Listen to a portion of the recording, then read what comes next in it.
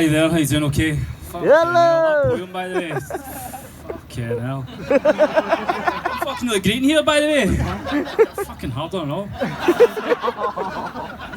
Yeah, that was even meant to be my skit, but your missus better put down for a couple of days off work because she's going to get pounded when she gets back. Anyway, can't even see what I've written here. Right, so the intro. Hello, Bentiu. Hi. Hello! So, fuck, I forgot what I'm going to write there. Right, Namaste, Sabai Janalai. Namaste! Aye, bet you fuckers didn't know a wee bit of Nepalese, did you? Right, so, Tapai Haru, Kasto, Huna Huncha. Ekdam dikta! Mapani Tichu. Right.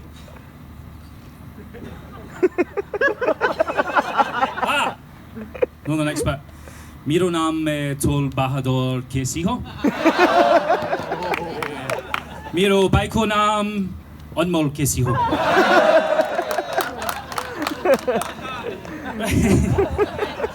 Fuck about Sandra, honestly. Right.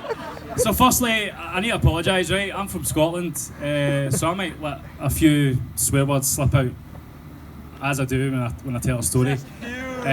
So if anyone wants to put a complaint in, write on a piece of paper, and I'll turn it into a paper aeroplane, turn it into flying fucks. No fucks will be given. Right, so, are we all excited tonight? Right, excited? Right, I think this is going to be the best night ever, just purely because we've put it up to 4 cans, right? Everyone's... See, in Scotland, you don't use like an adjective, you use like 2 adjectives. You don't just say you're excited, right? So in Scotland, you just say, you're excited as fuck. Right? So I'm excited as fuck. Just to drink these cans of beer. Right, why am I here?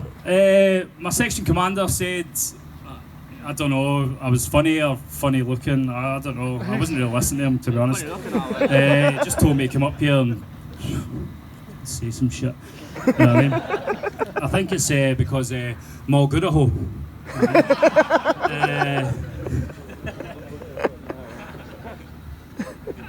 Right, so I did have a brief conversation with my section commander, Suri Guji, and I was asking him the limits as to how far I would go and what I was going to say tonight. And I was just saying, what can I do and what can I say? Because obviously I don't want to get into shit for all this. And what he told me, he just said, guys, plan what you're going to do, but he said, Toal, what you can do and what you can say is limitless. And that's the exact word they used, limitless. So I thought, a bit like the Sergeant Major's data allowance for the Wi-Fi. Fucking hell, Michelle!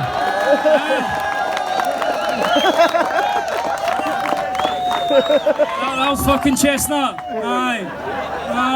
Fucking Spotify and all that pish.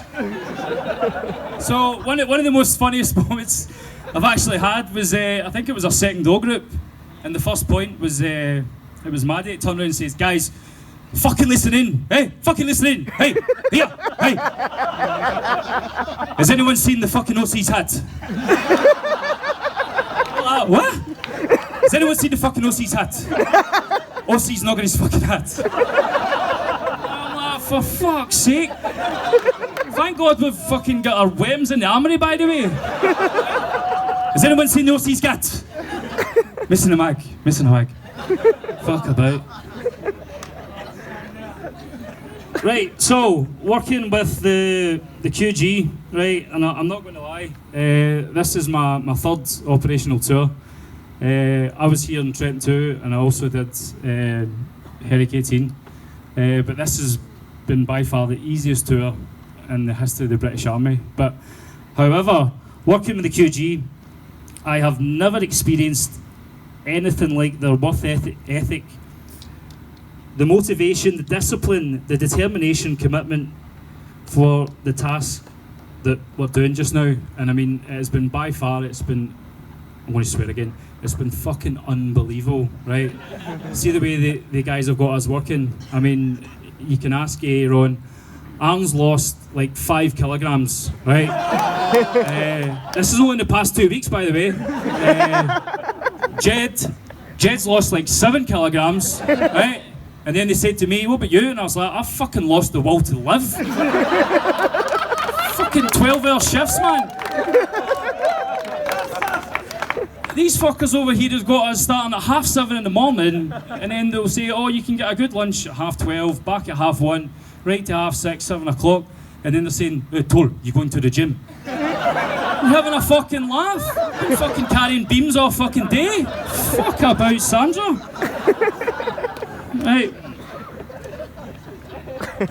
Right, next one. Right, Trenton 2. Now, a few of you don't actually know this story, but this is actually a true story. So, what I'm about to tell you, oh, you fucking legend, is owned. Brilliant. What the? Sorry, guys, time out.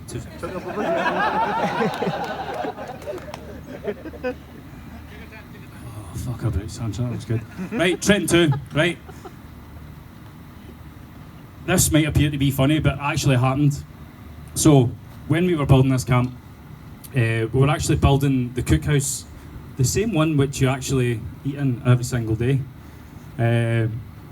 So there was a digger over in the corner, and we were doing all the framework, and then it started raining. So as it started raining, a few of us took a little bit of shelter, and then all of a sudden I heard this noise, and it was like a so I was like, fuck about! Sandra. And so I was like to my mate, did you hear gunfire? And everyone looked at me as if I've just asked them the fucking square root or something, you know what I mean? Like, and I was like, that was gunfire, lads. Did anybody hear gunfire? And they're like, Toal, shut the fuck up. It wasn't gunfire. And I was like, oh, okay. So we just chilled out again, taking a bit of fucking shelter. So when it rains here, it rains very, very hard. 5 seconds later, another goes by, and I was like, lads, Monty, fuck here. That was gunfire. Did anybody hear gunfire? And they're all like, Toal, it's the fucking digger over there. Like, just chill out. And I'm like, right, okay.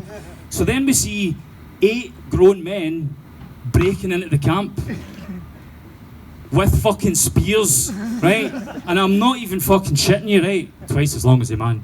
These spears, the fucking spears. So we don't have anything. We're in t-shirts, and 8 guys are breaking into our camp with spears, right? So, lo and behold, there was a Scottishman, an Englishman, and an Irishman, right? I'm not even, well, sorry, I'm going to tell a lie there. It was a Scottishman, an Englishman, and a Northern Irishman, because I know they fucking hate that pish. So, Scottishman, Englishman, Northern Irishman, 8 guys with fucking spears running towards you, right? So what do? So, my brief instinct would to be, they've got fucking spears, and they're running this way. So, I think we should run that way. So that's what a normal person would do. But no, see the section commander, he's from Northern Ireland. He's from Belfast. He fucking walks about with a big drum and all that pish, right? So he starts running towards the guys with spears. No shit. And do you know what he starts saying? He's like, get to fuck you bastard, Jay. Hey. And I'm like, we're trying to scare guys off with harsh language. I was like, mate, they've got spears. So the whole section ran towards these guys with spears. And then I thought, so some of the QG lads, they call me Toal Bahadur. Oh, Bahadur, sorry. Which means brave, right? In Glasgow, we don't really use that term, brave. We just call it mad bastard, right? You're a fucking mad bastard. So you're probably thinking, what did you do, Toal? So I didn't want to be a shite bag, right?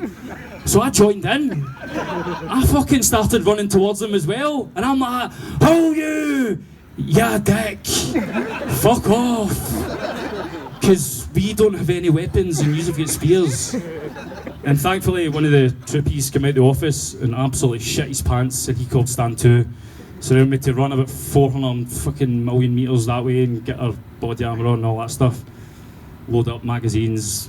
There's actually only about 8 magazines for the whole camp. Like, we were kind of low on ammo. But they gave everybody a weapon. That's another thing.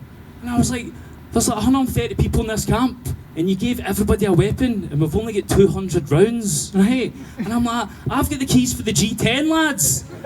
We'll get a couple of hammers and a couple of shovels. Fucking punch a cunt in.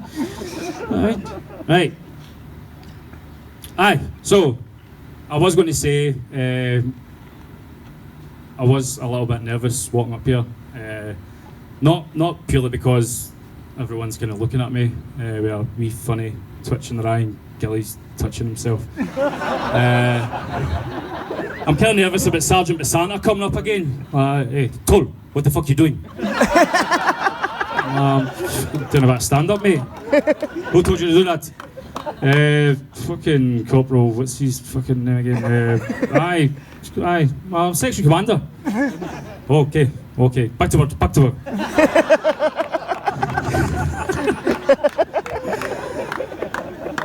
Right, so anyway, I know I wasn't going to go all teary. So sadly, we lost one of our sappers. He's not dead. We just lost him for here. He fucked off up the road. He unlocked the mega biff, right? So he gets sent home. And he went business class, mate. Business class, right? Not a word of a lie. And you want to come and see me later on? He sent me pictures of business class. I didn't even know what business class was, I'm not going to lie. He sent me pictures of business class. Cost about $2,500 to get him up the road. $2,500. I'm still waiting for my fucking get you home pay for September, October, November. Right? I'm not even joking. Right? So, see, every month, I walk in at the clerk, he must say, oh, for fuck's sake, here comes this toll prick telling me he's get you home pay. So, the first month he said to me, oh, you just must be really unlucky. So I'm like, sound, mate, sound, I'm really unlucky. Am I going to get my get you home pay? Definitely next month. Definitely you'll get paid, get you home pay next month. So, that was December, and then December turned into January, January turns into February, and I went back to him and he said, no, definitely next month. Aye. So hopefully by the time I retire, I'll get my get you home pay. Aye. As long as I get it, I'm gonna fuck. Right. Aye. So Brian, good guy, absolute walloper. I'm actually starting to think the army actually funded his business class trip with my get you home pay. So most people in the army, they go from 0 to hero. That's the saying. You go for 0 to hero. You're an absolute legend. However, Brian got it kind of mixed up a little bit, so he went for hero to 0. And it's only because Maddie started calling him Zero like every day. I know it's a bit shit. It's not as if he's like a pure loser or anything like that. It's because the only thing he was good for was watchkeeper. So they just called him Zero all the time. He's like, Zero, oh, what's happening, Zero? And he's like, oh, fucking send over. Not even kidding on. So, not a word of lie, with this setup, I was like, see Brian here, Brian would have fucking loved, absolutely fucking loved to have been here. And I'm like, no, he fucking wouldn't have. Because he'd have been fucking on watchkeeper. He'd be over there. Like, Brian, you're right. Aye. Sitting watching a fucking film or some shit. Right.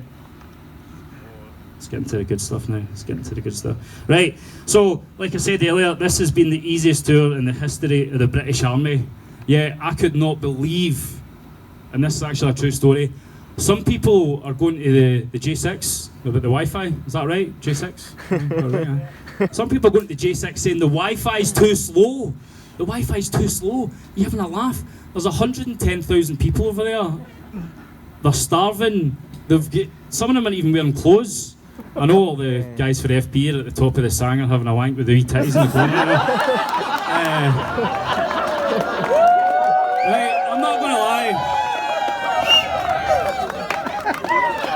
I'm not going to lie. When I first got here,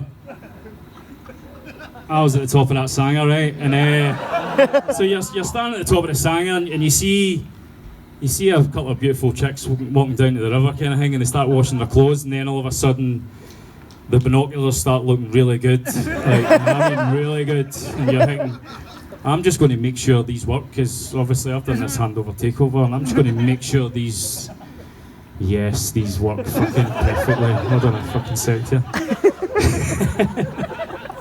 Right, so let me go into the biffs, right? Fuck about Sandra, right? I have never heard of so many biffs in all my life. So we've got different variations of biffs here. We've just got a standard biff. We just call them biffs. And then we've got double biffs. So where's Dunny? Dunny, raise your hand. Yes. Yes, Dunny actually had a double biff. So he had a biff and then he fucked his neck. So he got a biff for that and also he got a double biff. I've never heard that in my life. We've also got a mega biff. So obviously Brian went home business class. Where am I fucking get you home to? We've got long-term biffs. And then obviously, I don't know what it is, like obviously I need to commend all the staff in the med centre because I mean they literally must have ran out of man the fuck up pills because there's people going down left, right and Chelsea here. Right. And that gets me onto Gilly. Ah, Gilly. Right, so I did give him a heads up that I was going to say a few words about Gilly. Suriguchi asked me if I could stand up here for 20 minutes and I was like, what do you want me to say? And you could say it and he's like, do you think that'll be enough time? I was like, I could talk about Gilly for 20 minutes. And that's just fucking this morning when he was working. Fuck about Sandra. Right? He's the only guy I know in the history of the British Army to wear 2 fucking watches. I've already chinned him about this. He wears 2 watches and he was still late. He's still fucking late. Like, Gilly, you're wearing 2 fucking watches, mate. How many fucking watches do you want to wear? He also slept in for an afternoon parade. 1:30. I was tired. I was tired. Mate, you were still tired at 1:45 when fucking MG went to wake you up, you cunt. Fucking hell, man. Right, and that gets me on the officer penners, right? So, no offence to any of the officers here. However, we've all gave Pennington the nickname Officer Penners because he's the only person apart from the officers that cut about with that fucking gay man bag. The fucking ammo bag. So, I'm not even joking, right? I'd half my troop convinced that this guy was a fucking officer because every time he walked over, I'd be like, brace up! Sir! And he'd be like, stand easy. So the guy's looking at me going, is he a fucking officer? Fucking looks like an officer. Right, and that gets me on to Tim. Ah, Tim. Right, now Tim is a absolutely exceptional piece of work. He's a cracking character, honestly. Now Tim actually goes, I'm going to say, the first half's going to be all good stuff, right? So after that, go to the toilet, because after that, it's going way off on a tangent, it's going right downhill here. Right, Tim goes above and beyond, right? Tim built the Christmas tree that was over there. It's probably sitting in the skip now or something like that. He basically took over the model pit, and he fixed the model pit. He's probably fixed every single piece of machinery on this camp. And then it broke, and then he's fixed it again, right? And I'm not even joking, I actually think he walks into the Sergeant Major's office to make sure he's doing his job properly, right? And then he tells him what to do, and he'll be like, Sergeant Major, right, you're fucking, right, come on, mate. I mean, diplomatic immunity. So he goes above and beyond, right? He's also, I mean, there's guys for his own troop that noticed him, they're like, oh, Tim's at the barbecue. And I'm like, are you having a fucking laugh? Tim's been at every single barbecue. And he gives hands on. He also helps stock the bar. And I would like for everyone just to give a round of applause for Tim because he puts in so much effort, right? He puts in so much effort that it kind of, for a few people, it goes unnoticed. I'm getting tired of fucking looking at the cunt, honestly. He does everything, and I mean absolutely everything. But he started cutting about with that fucking floppy hat, right? And I'm like, mate, fuck about Sandra, right? And I was like, see if we were in Trenton too, back in the day, you know what I mean, veteran and all that stuff. That would have got you flung in jail wearing that hat, right? And it's not as if it's like tailored. It's the biggest fucking floppy I've ever seen since Gilly getting out of the shower. Swear to fuck. Now, talking more about Tim, how he goes above and beyond. He volunteered to work in the cookhouse on his fucking day off, right? Because he was bored, right? Now, fuck about Sandra, right? See if I went to my section commander. I mean, working in the cookhouse on your day off, if that's not a red flag for a CDT, then I don't know fucking what is, right? If I went to my section commander and I said, I'm bored, I'm going to work in the cookhouse today on my day off on a Sunday, he'd be like, hey Toal, you smoke the crack. You smoking crack again, CDT. Now, I actually think the CDT team would come out here. However, they've all got PTSD for the last time fucking Gilly was there, right? Now, I don't know if most of the vast majority of you are here, right? So we all got CDT back in Maidstone, right? So a lot of the Irish lads won't understand what I'm talking about. We all got CDT'd. We basically told to go into the gym, and we're sitting down. You sat in a big queue, went to the front, filled out a bit of paperwork with your wee cup, right? So we actually had to tell Gilly to get filled with urine, you know what I mean? Urine, Gilly, urine. So basically, you walk to the toilet, hand over your cup. Might be different for the females, I don't know. So you walk to the toilet, and basically the guy says to you, go and fill up the cup to the line, and then stop, and then put your hand over it, and then blah blah blah. He went, just walk over to the urinal, and I'll stand right behind you, right? So, if you can imagine, the guy was behind me, so I walked up to the urinal, nice and relaxed, not gun shy. All right, mate, just think happy thoughts, happy thoughts. Left a wee deposit, there we go, up to about turn, right? But Gilly, he must have read the kind of signals on, right? So Gilly walks into the toilet, man, honestly, fuck about Sandra. Gilly walks into the toilet, the guy's behind him, and Gilly turns around and faces the guy, right? And he thought, like, obviously he's got to be there to witness, so Gilly pulls out his fucking schlong, looking in the guy's eyes, right? And he's like, ah. Now, for those of you who don't know, Gilly's quite well endowed, right? Like, honestly, it makes Godzilla's dick look like a stick out belly button. It's fucking massive, right? So Gilly pulls out this fucking thing's flapping about here, and he starts going, and the guy's like to him, mate, do you want to turn round? Gilly's like, right, cool. Mixed signals, mixed toilet, guys, you know what I mean? I don't know. Chi-chi man, I don't know. Chi-chi. Right. Right, we've slagged penners enough, we'll better go off. Right, now, Gary. Right, Gary. Right. Right, I'm not saying this story happened, right? But I'm also not saying it didn't happen. Right, so I've just been told to give you a wee bit of advice. If you're going to bash one out in the toilet, just make sure the door's locked, mate. Because I don't know about the white folk, but the gurkers don't like it when they go for a shit and there's a guy bashing one out in the toilet, right? So, I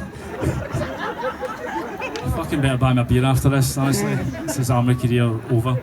Right, so, right, finishing up, right, so anyway, the lads didn't one trip do a fantastic job of setting up this function. Big round of applause for One Troop for setting this up. I mean, this is like, look at this. Fucking, like, honestly. And I swear to God, see if I set up one more fucking function, honestly. I mean, most of you don't know I'm actually a reservist, right? So I tipped up, I went through Toal for 2 weeks, training, went to Leeds, did all that stuff, and then we went to 6-9, and I thought, yeah, army, regular, whoa, engineers. And we turned up, and then we set up for another fucking function. Like, that's all we're doing for weeks, just setting up for functions. But one troop are religious about functions. I think a few of them have actually class 1 in party planning.